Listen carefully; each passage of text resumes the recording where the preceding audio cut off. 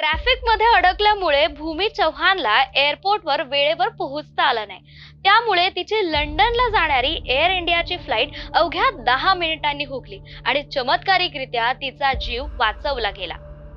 विश्वास Kumar Ramesh, British नागरिक, हे आश्चर्यकारकरित्या बचावले गेले.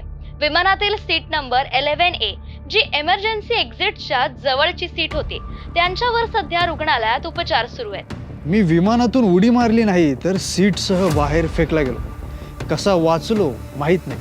घरच्यांशी बोलणं झालंय, आता बरं वाटतं.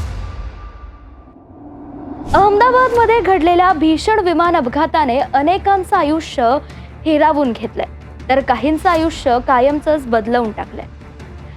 गुरुवार 12 जून 2025 अहमदाबादमधून लंडनला जाणारं एअर इंडियाचं बोईंग 787 ड्रीमलाइनर विमान दुपारी 1:39 उड्डाणानंतर 49 सेकंदातच मेघनानी नगर जवळ कोसळलं.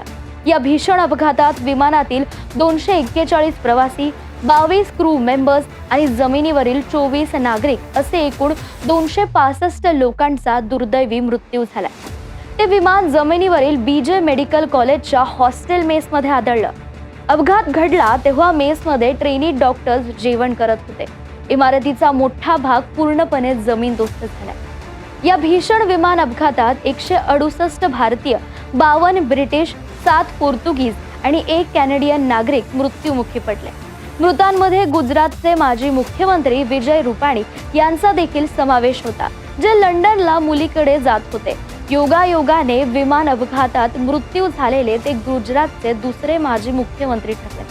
यापूर्वी 1965 मध्ये बलवंतराय मेहता यांचाही विमान अपघातातच मृत्यू झाला होता. या अपघातानंतर तात्काळ बचाव कार्य सुरू झाले. केंद्रीय गृहमंत्री अमित शहा आणि नागरी विमान वाहतूक मंत्री राममोहन नायडू यांनी अहमदाबादला भेट दिली आहे. तर टाटा समूहाने मृतांच्या वारसांना प्रत्येकी 1 कोटी रुपयांची मदत जाहीर केली आहे आणि आज पंतप्रधान नरेंद्र मोदी यांनी देखील या घटनास्थळी भेट दिली आहे. वैमानिकाने ATCला म्हणजेच एमर्जन्सी डिटेल्स दिले होते, पण रिस्पॉन्स मिळण्याआधीच विमान कोसळलं. अपघाताचं कारण शोधण्यासाठी विमानाचा ब्लॅक बॉक्स फार महत्त्वाचा असतो. ब्लॅक बॉक्स म्हणजे काय, तर ब्लॅक बॉक्स हे एक मजबूत रेकॉर्डिंग डिव्हाइस आहे. यात फ्लाईट डेटा रेकॉर्डेड होतो, म्हणजेच FDR, आणि कॉकपिट व्हॉइस रेकॉर्डर CVR असे 2 भाग असतात. हा बॉक्स प्लेनच्या स्पीडपासून ते इंजिनच्या फ्लोपर्यंत 80 तांत्रिक गोष्टी रेकॉर्ड करतो. तो खूप मजबूत असतो, ज्यामुळे मोठ्या धोक्यात, आगीत किंवा खोल पाण्यातही खराब होत नाही. म्हणूनच हा ब्लॅक बॉक्स अपघाताचं कारण शोधण्यासाठी खूप महत्त्वाचा असतो. जेव्हा असे अपघात घडतात तेव्हा विनाशकारी असतात. इतिहासात अनेक भीषण विमान अपघात घडलेत. भारतामध्येही अनेक महत्त्वाच्या विमान दुर्घटना घडल्यात, ज्यांनी संपूर्ण देशाला हादरवून सोडलंय. 14 जून 1972 दिल्ली, यात 82 लोकांचा दुर्दैवी मृत्यू झाला. 31 मे 1973 दिल्ली, यात 48 प्रवाशांना जीव गमवावा लागला. 12 ऑक्टोबर 1976 मुंबई, या अपघातात 95 जणांचा मृत्यू झाला. 1 जानेवारी 1978 मुंबई, यात 213 जणांचा बळी गेला. तर 12 नोव्हेंबर 1996 हरियाणामधील चरखी दादरी येथे सौदी अरेबिया एअरलाइन्स आणि कझाकिस्तान एअरलाइन्स यांच्यातील हवाई टक्कर हा जगातील सर्वात मोठा विमान अपघात होता. यात 349 जणांनी आपलं प्राण गमावले होते. बाकी तुम्ही डिटेल्स स्क्रीनवर पाहू शकता. 1977 मधील टेनरिफ विमान अपघात, ज्यात 2 बोईंग 747 विमानांची टक्कर होऊन 583 लोकांचा मृत्यू झाला होता. हा आतापर्यंतचा सर्वात मोठा आंतरराष्ट्रीय विमान अपघात मानला जातो. तर या व्यतिरिक्त 2014 मधील मलेशिया एअरलाइन्सचे MH370 आणि MH17 सारखे अपघातही आपण कधीच विसरू शकत नाही. अहमदाबादचा हा अपघात भारताच्या इतिहासातील दुसरा सर्वात मोठा अपघात.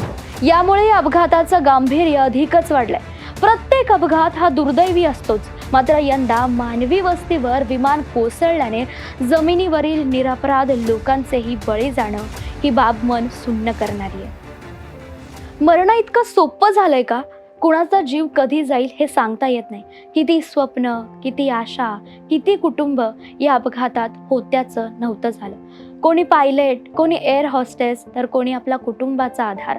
अहमदाबादमधील या भीषण विमान अपघातासारख्या घटनांनी मन सुन्न होतं.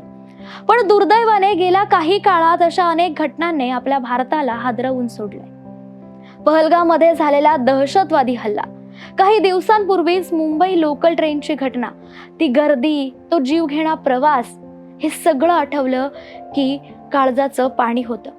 पावसाळा सुरू होताच आपल्या भारतामध्ये पूर परिस्थिती निर्माण होणे, या सगळ्या घटना आपल्याला हेच दाखवून देतात की आपलं आयुष्य किती अनिश्चित आहे.